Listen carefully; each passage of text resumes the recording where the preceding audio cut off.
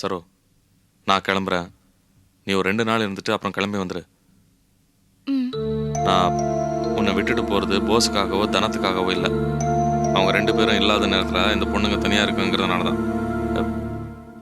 அவங்க வந்த உடனே கிளம்பி வந்துடு. ம். சரிங்க. கிளம்புறமா? ம். வரேன் லீலா. சரி மாமா. ஆ.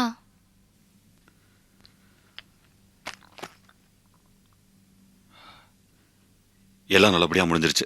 அப்ப நான் கிளம்புறேன். என்ன மாமா, நேரம் நம்மள இப்படி போட்டு படுத்துதே. என்ன பண்றது சரோ? நல்லா தான் பேசிட்டே இருந்தா. பவானிக்கு என்ன செய்யலாம் பேசிட்டே இருந்தோம். திடீர்னு அப்படி ஆயிடுச்சு.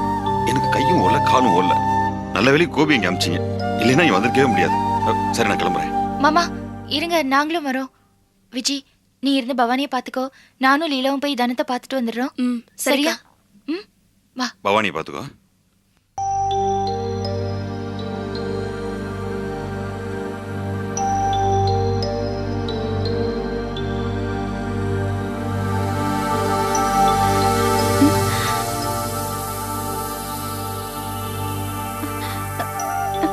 இப்போ எப்படிங்க இருக்கு? நான் டாக்டர்கிட்ட வந்த உடனே விசாரிச்சிட்டேன். இனிமே பயப்படுறதுக்கு ஒன்றும் இல்லைன்னு சொல்லிட்டாரு. நீங்கள் எதையோ நினச்சி ரொம்ப கவலைப்பட்டதுனால தான் ஃபிட்ஸ் வந்ததா சொன்னார்.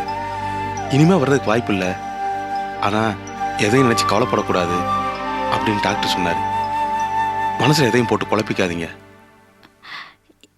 எனக்கு இப்போ இருக்கிற குழப்பம்லாம் நீங்கள் எப்படி இங்கே? அதாங்க சொந்தங்கிறது. கரெக்டான நேரத்துக்கு வந்துட்டேன்.